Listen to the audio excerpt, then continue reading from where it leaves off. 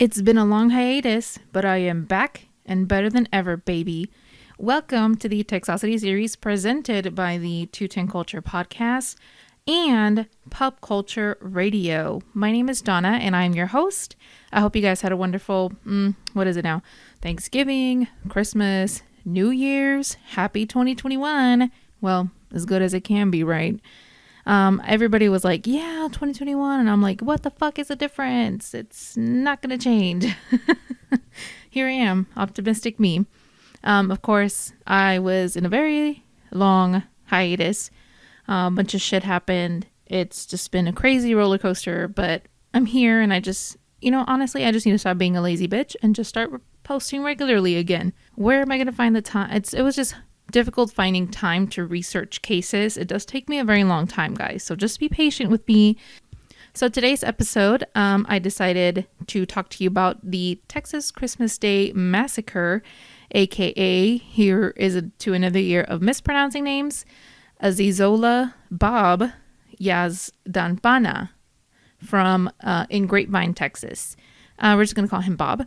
So the gist of this case is that Bob would dress up as Santa Claus and spend Christmas with his family, only a few minutes later shooting his family and killing himself afterwards. I actually tried to find any information I could regarding his upbringing and childhood, but Aziz, aka Bob, he was an immigrant of Iranian origin who was Muslim. Bob, who was 56 years old, had his estranged wife, Fatima Ramadi, who was 55 years old. Bob and Fatima married in 1987 and had 2 children, Nona, who was 19, and Ali, who was 15. Bob had several perceptions from different people. Before we go on any further, just a little disclaimer. I do research all these in different websites. This is not something that I come up with. Don't come at me, because this is all just stuff that I look up on the internet. You can do a little Google search yourself and look it up. This case was actually supposed to go up in Christmas because, hey, Christmas spirit. But it didn't happen. So we're going to do it here. Neighbors of the family said that the family seemed tight-knit, saying that Bob seemed protective of his children. He was pretty outgoing, said neighbor Fred Didmars. If you saw him, he'd say hi to you and everything. Fatima worked in the past 4 years from 2011 doing manicures at a salon in South Lakes Town Square. The manager there said Fatima would often talk about her family, but never in a bad way. Quote, it seemed like their whole existence was about family, unquote, Baum said. Quote, it was just family issues, just typical family issues like mom and dad didn't get along, but dad was never violent, never did anything to hurt them. He loved his kids and he was a good dad, unquote. Bitch, you thought, Family friends would ultimately say that they would never have expected anything like this. Quote, during the years, we sensed things, but not to the point he would take his own children's lives, unquote. On the other hand, Bob's immediate family described him as very strict, controlling, with Fatima being more understanding towards their children. Nona had graduated from Colleyville Heritage High School in 2011 and was attending a local community college, and her brother Ally was a freshman in the same high school.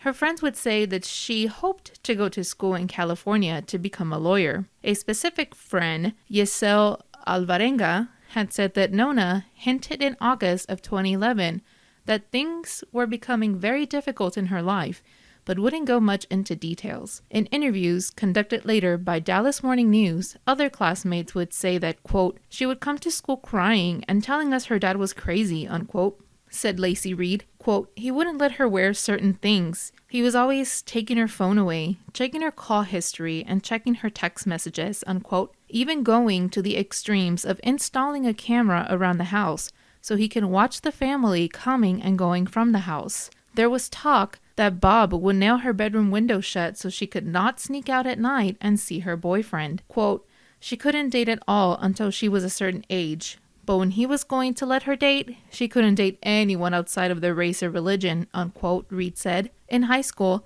Nona was in the debate team, which her father Bob would help organize debates, raise money, and occasionally serve as a judge. A couple of years later, leading into 2021, was an absolute disaster for Bob and his family. I mean, worse than 2020? Oh, I don't know. It's pretty equal right there. So Bob and Fatima had marital problems, as Bob's controlling habits and unemployment were getting to Fatima. During her marriage to Bob, Bob would not let Fatima work, having Bob as the only source of income in the house. Bob had been unemployed for 4 years prior to 2011, as he stopped working the mortgage business, and Fatima had to start working, even holding down 2 jobs at a time to make ends meet. In August 2010, Bob and Fatima would file for bankruptcy, as this was the financial breaking point for Fatima. In March of 2011, Fatima would ultimately get tired of Bob and separated from him, taking the kids and moving to an apartment complex just a couple miles down the road from where they used to live. Bob's friend would tell the Dallas News that he and brother-in-law Muhammad would lie to their wives about trips they took in which they would get hotel rooms with prostitutes. Zorei would tell his wife about what Bob was doing. Of course, not himself. He didn't want to snitch himself out, sis. He was like, no. I'll snitch on his ass, but not on me. And that may have played a role in the separation between the two, as well as the other factors. Later, in 2011, their home went into foreclosure.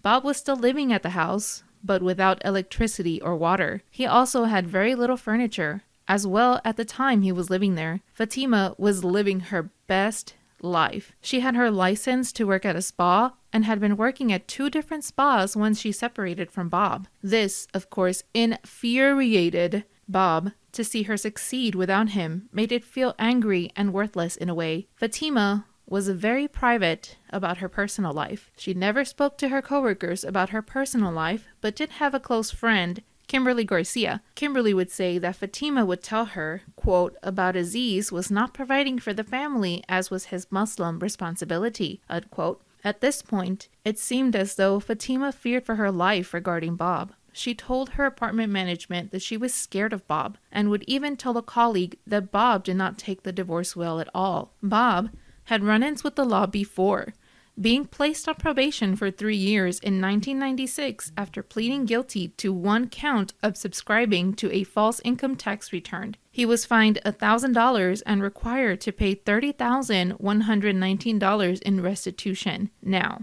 all this bad shit happened in 2011 between Bob and Fatima, and I'm sure Bob was at his breaking point.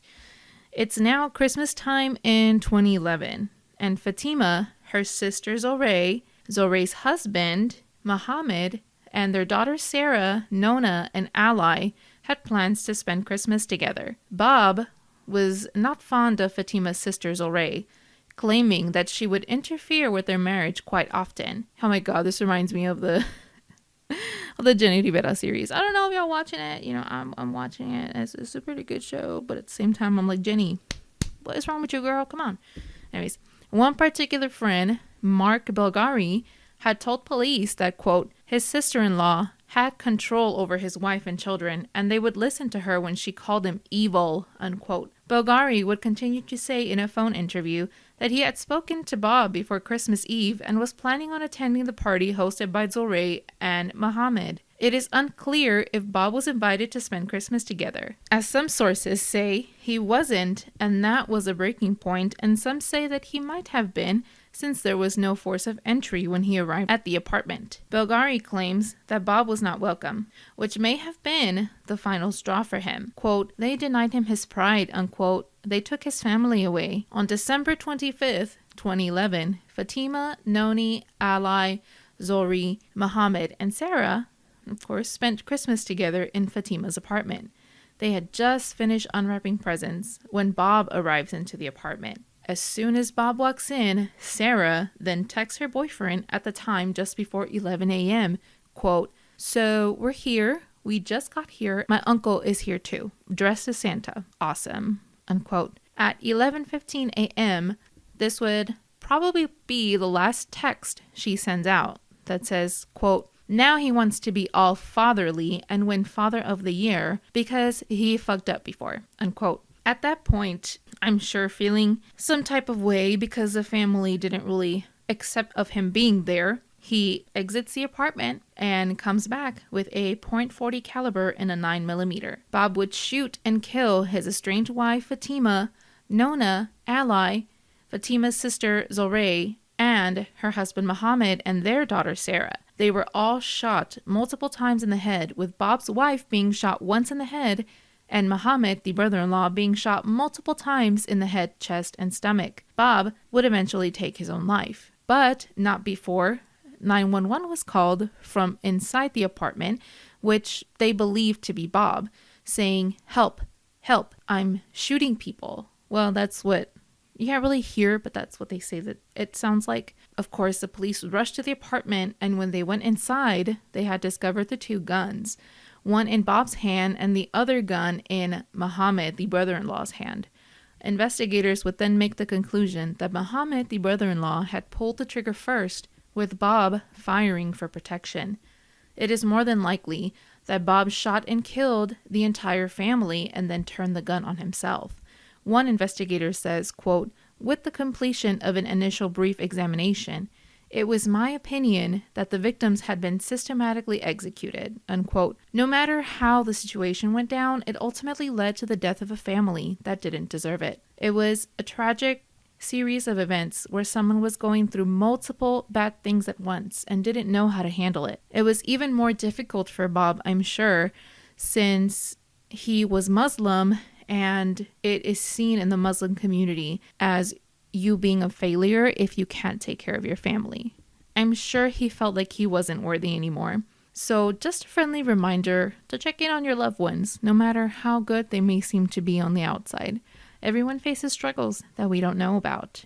This is a really short case, you guys. I couldn't really find much, but I just wanted to ease my way back into having episodes. I will definitely have more episodes in line for you guys, so I'm very excited.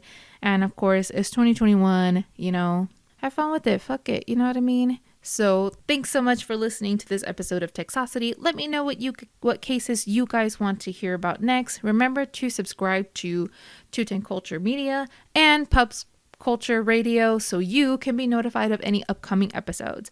I will see you guys later. Bye.